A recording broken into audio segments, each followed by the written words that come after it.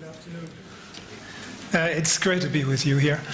And I just wanted to say a few words about urban resilience.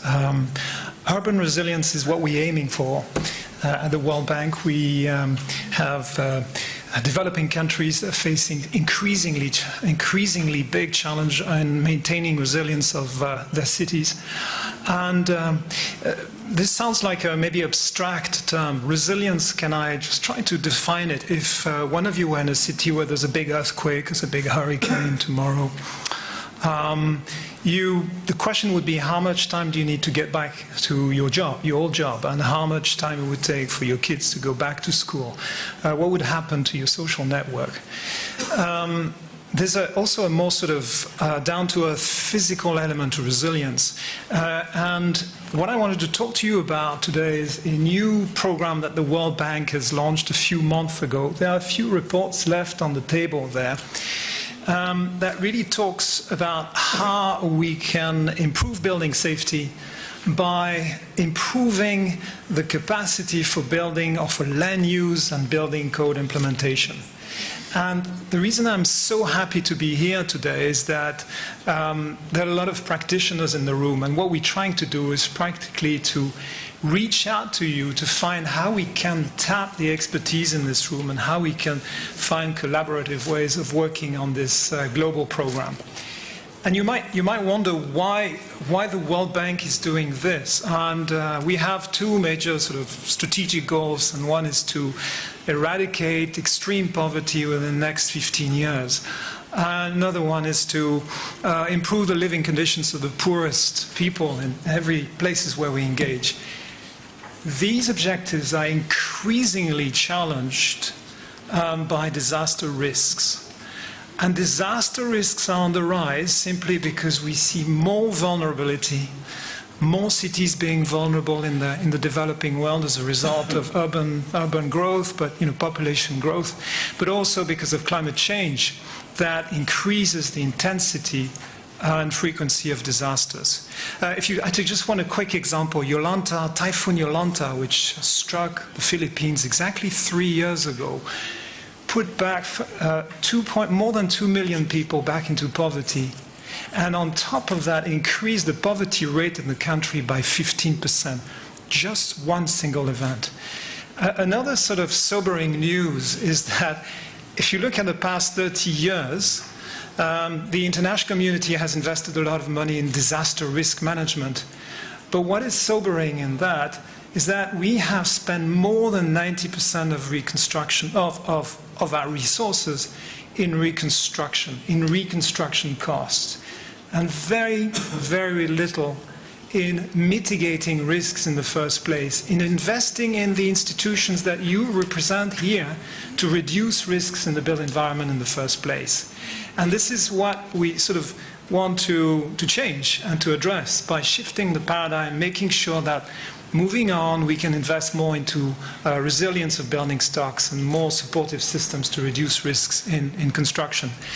And what we think here is that, based on a number of studies, is that perhaps the most cost-effective way to reduce risks in the built environment is by applying effective land use and building code implementation mechanisms. So again, I'm really thrilled to be here because I want a lot of feedback from you, but also I'm looking at how we can use resources and knowledge in this room to implement this program.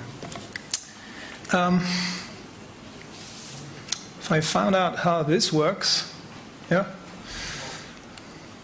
No one knows, in fact. Yes, I think that's a just pattern somehow. that we have seen today.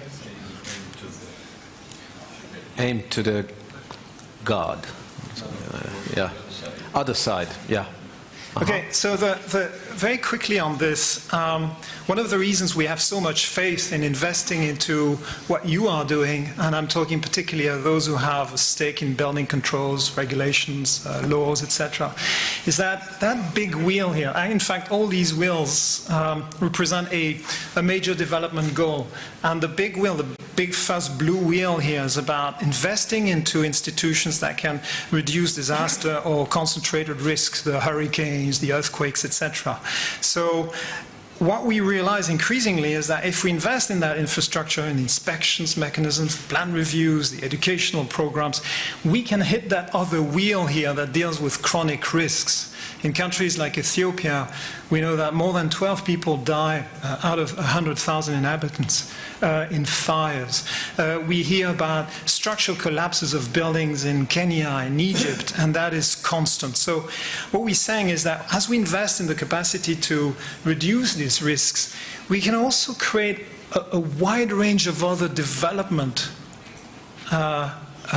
benefits by working on its resource efficiency. Buildings and building stock should account for more than 30% of CO2 emissions by 2030. So this is another objective we're pursuing, reducing CO2 from buildings. Accessibility for persons with disabilities, which is so important that 15% of people in the world that have permanent or temporary disabilities. And in low-income countries, in poor countries, that rate is even higher. So also cultural heritage protection, which has underlying implications in terms of job creations in the tourism industry, public health, property value. There's really a very, very strong benefit, and it's a very tangible benefit in investing in this infrastructure. So this is why we see regulation as an all-encompassing tool that can help us hit a number of targets here. And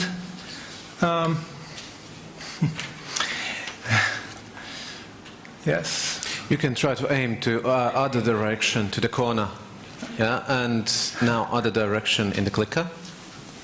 This way. Yeah, and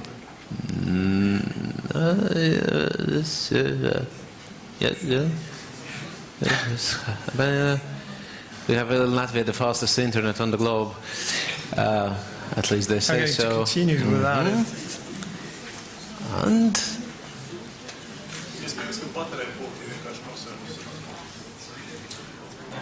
And with a 55th shot, we got the target. Good. So the point here is that the reason why we want to act relatively quickly in this area is that what we see is increased vulnerability, as I said, under the combined effect of growth of population. Just to give you a sense of what we're talking about in the developing world, the number of people who moved to big cities in the developing world, this is more or less equivalent to the population of the United Kingdom and Sweden in just 1 year, 70 million people. With that comes increased exposure. Right?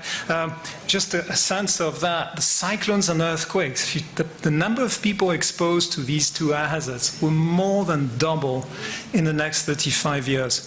And what we estimate, because most of the societies, most of the cities in the developing world are not ready to sustain these shocks, we're going to see perhaps more than 200 million people that could fall back into poverty by 2030, which would potentially wipe out the development gains that we have achieved in the past 30 years by exiting 300 million people out of poverty. So this is why we're so keen. And just one word on why we're almost emotionally committed to this program here is that there's a stark inequality between the rich and poor in the face of disaster risks, a very stark. So the bright colors here, the yellow and orange, represent poor countries. And what that says on the left side is that poor countries accounted for roughly 1/3 of disaster events over the past 30 years, but more than 80% of fatalities. And when we talk about GDP or impact on the economy, we talk about often scenarios where GDP is 20 times, well, disaster impact on GDP is 20 times higher in developing countries than industrial nations. This is what motivates our work. This is what drives this work, because this inequality is just simply unacceptable. And let me just be a little bit more specific on what is the problem we're trying to address here. The problem we're trying to address is the failure of implementation of building regulations in developing countries, and there are lots of reasons for that. And there's a big paradox here I want to sort of emphasize, is that if we look at the past 20 years, the good news in that building sciences have enormously improved. Even people interested in non-engineered construction in the developing world have really done a great piece of work here. There's a lot of knowledge building up. And at the same time, we understand risks better. We have a better understanding of natural hazards, how they hit certain regions. We do hazard mapping. We use technology, satellite imagery. We use GIS technologies. So we understand more what is going on, even in the developing world, because we have well-trained people in the developing world. But somehow we're not capable of applying this knowledge for risk reduction in the built environment. There's a more simple way to talk about the problem we're trying to address here. Is that building here. I took a picture of this high-rise building under construction in Addis Ababa in Ethiopia in March. When completed, this will probably have 18 stories. What we know about this building, because they're all being built the same way, is that there will be only one stairwell, one means of egress, one evacuation. It will not be insulated. There will be no fire alarms. There will be nothing to put out the fires. And we know that for a fact. And we know that there will be no inspectors going there and doing their job. And in Addis, we're building hundreds of building structures like this one. It's phenomenal. The building stocks increase by 6 or 7% per year. Right? And what we know is that, in fact, the world is building millions of building structures like this one. This is the problem we're really trying to address here. So I just want to be a little bit more specific about what we're doing. So I just zoom in a little bit on what we're interested in. When we say we are working here on the built environment, we mean building structures. We include infrastructure, roads, power plants, roads, because they are regulated separately, and that would be very, very complicated. In terms of the risks we're trying to address, we're talking about natural hazard risks, seismic, weather-related, also induced by climate change, but also, and it's extremely important, the chronic risks that we see in building stocks. In Kenya, we see collapses of structural, spontaneous collapses of buildings almost every single month, and there's no seismic activity. There's no seismic activity there. We see fires all over the place. We see extremely worrying numbers of fires in most countries, in most low-income countries today. So we're looking at these two risks. And finally, the strategic priority that we're talking about here. In this report, in fact, we talk about reducing risks in new construction and also reducing risk in existing building stocks. I think you have to take that with a pinch of salt, because the truth is that we're trying to focus our efforts into new construction. And the reason for that is that I just came back from India. It would take you just a drive across some of the main cities that I have visited in the past few days. What we know about India, what we know about China, what we know about Indonesia, what we know about the Philippines is that the building stocks in these cities will double within the next 15 years. Double. And there's some scenarios that we are developing at the World Bank in our urban department that talks about possibly the built-up environment to increase sixfold by the next 80 years. So these are extremely compelling numbers, and the point of that is that we want to focus on new construction, because all the risks that are being embedded in new constructions will impact 3 to 4 generations down the line, if we assume that the lifespan of a building is 50 to 70 years. And this is maybe a little bit challenging because it has small characters here, but it's very simple. What we're saying is that under this program we want to do two things. If we focus on the blue circle, these are the core things we want to do. And the orange circle are more like ad hoc support institutions that we also want to beef up support so that they can contribute to improving safety in the building environment, in the built environment in developing countries. So let's go to the blue circle. We're talking about 3 important things, and things that you have been discussing today. First, the legal and administrative component, which is so important. You need strong legal foundations that talks about the responsibilities of who's doing what in construction, regulation, etc. The other big element is what we're doing on building code and development and maintenance. You find that a lot of building codes, but lots of countries in the developing world have building codes. But these building codes are not necessarily consistent with the facts on the ground. They don't recognize the main forms of construction on the ground. And if that country has a lot of knowledge about hazards, how floods can hit certain areas, how earthquakes can hit certain areas, that's not reflected in the codes. So we want to work on that, reconnect the two. And the third element is implementation mechanisms, which is probably the most important. That talks about compliance strategy, educating people, educating stakeholders, educating the construction industry, educating the masons, educating the regulators as well, but also developing the more sort of mundane functions of building controls, plan reviews, permits, inspections, etc. And, you know, in some cases, I just came back from Jamaica, well, 3 weeks ago, and we found out that, for example, if you work on the framework for secure tenure, that's the yellow thing, it will considerably impact safety in new construction, because a lot of people in Jamaica doesn't want to invest in any upgrade of their own housing, because they don't have a secure land titling. So we're also working on that as a complete package sort of service. And these are all the countries where, I mean, the program was launched in April, and these are all the countries where we're already involved. And so this is very interesting because there are different situations. India, Bangladesh, Jamaica, we're talking about disaster risk, we're talking about hurricanes, seismic risks. But if you take Ethiopia and Kenya, we're talking more of the chronic risks that I was talking about, the fires in buildings. And let me give you just one practical example, because that might sound a little bit theoretical. Okay, that's a lot of ideas thrown at this audience. But in Ethiopia now, this is what we're doing. We're doing a project that involves about $150 million to $200 million investment into the capacity for risk reduction. We're trying to, first block here on the left, first block is trying to update hazard risks, our understanding of knowledge, and we're going quite far into this.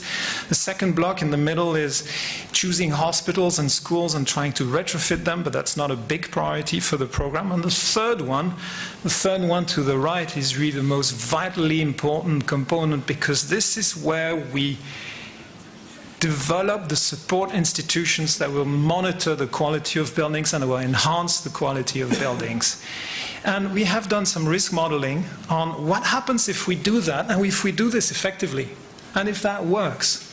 If that works, by 2050, we can save 160,000 lives. We can save around $300 million in losses each year from floods, from fires, and from seismic events. So it's a very tangible payoff. And that's why we're almost religiously committed to this agenda, because it can make a big, big difference if we find a way to make it work. And I would just end with this and wrap up with this slide. Because I was very kindly invited by CBC, by Laurent, and by others to sign an MOU that will talk about how the World Bank and CBC and the members of CBC can work together on this agenda. And I'm extremely excited about that, given all the things that I learned already this morning by listening to all of you. There are three main ideas moving forward. One is simply, and that's the most simple idea, is to pool European expertise in existing and future World Bank urban resilience projects, and particularly into that project. And this is so simple. This is about putting practitioners together. If I go there with my suit and my necktie and tell people how they should do things, they start scratching their head and say, I'm not sure you're the right guy. But if we bring practitioners like Heiner or Martin or other people in the room and have them to talk to their counterparts in countries, that works, and that works better. Actually, one quick anecdote on this is that I flew back with a senior person from the Ministry of Urban Development in Egypt a few years ago, from Canada, from Ontario. And he was so motivated by all these sort of simple one-to-one exchanges that he had with people locally and policymakers and regulators, that he was drafting the new law on the plane on the way back to Cairo from Toronto. And it was great to see this. There was really momentum. The law doesn't do the trick, but it was a good first step. Then he had to think about how we implement the law, which was another story. The other thing is, I want to say the second point here is that, I don't know if you're aware of this, but in the past 6 or 8 months, there's been a mushrooming of new international agreements that all impact the work that you're doing in one way or another. If you want to have a stake in this, I think you should keep updated with these developments. There's a Sendai framework that has set up the framework for disaster risk reduction for the next 15 years, and that talks about building codes, that talks about land use, but it talks about it in a more innovative way. It says we need to be more innovative, more creative in how we implement that. It's good to have a code, but you need to implement it. You have COP22 that talks about reduction of emissions from buildings. You have the Sustainable Development Goals that talks about resilient, the resilient housing. You have Habitat 3 in Quito that happened just a few weeks ago, and that talks about the new urban agenda and resilience housing. This is excellent, but there's no mechanisms to talk about how we're going to implement this effort. There's a lack of international practice group that can talk and brainstorm about these things and think about how we can make it happen, whereas the scientific community is more united and more cohesive. And then the last point, and I end here, is that it's a little bit more cynical, but also intends to be constructive. I have traveled to Japan, I live in the United States, and I'm here with you today, and I think one fact that I want to share with you, I might not be completely accurate about that, but I think we are not making such a good job at evaluating the impact of building control regulations. We're not creating the stories that you need to convey to your boss, and that boss could be a politician. And sorry to indulge in maybe a very simple stereotype, but it's easier to convince a politician to build a stadium in the peri-urban area of the city with 100,000 seats. But if you say we should invest in inspections, quality assurance mechanisms, labs for building materials, that's a tough call, because he can't or she can't show that to his constituencies. So the point I'm making is that I think we need to give politicians a better story about the impact of the work you're doing on the ground. And the point of saying that to you is that we would be very happy to co-fund these kind of case studies, surveys, analysis. We've seen a lot of feedback from the Doing Business report that you mentioned. That measures the quality of the process, and it's important. But now we also need to measure the quality of impacts. And on these words, I want to thank you very much for your attention. Thank you very much, Thomas, for